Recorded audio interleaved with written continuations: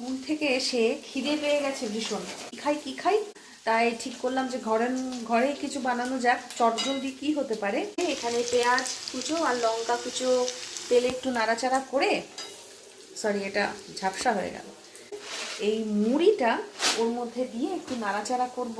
মানে আমি স্কুলেও যখন আমরা মাঝে মাঝে মুড়ি মাখা খাই, আমার এখন মুড়ি মাখা খেতে একটু কেমনই লাগবে, কারণ স্টাফরা আমরা সবাই মিলে যারা একসাথে আমরা চাকরি করি, সবাই মিলে এই আমাদের স্টাফ রুমে বসে এই মুড়ি মাখাটা খাই, তখন খেতে খুব ভালো লাগে। অ্যাকচুয়ালি মুড়ি মাখাটা সবাই একসাথে খেতেই ভালো লাগে। মুড়ি নিয়েছি আর টিভিতে একেন বাবু চালিয়ে দিয়েছি। এই হচ্ছে গরম গরম 1 কাপ চা, বেশ অনেকটাই হয়েছে। একেন বাবু দেখতে দেখতে লেপের তলায় চা আর এই ঝাল ঝাল মুড়ি ভাজা অসামান্য লাগবে খেতে। এখন এটা খাই, খেয়ে একেন বাবুটা দেখি।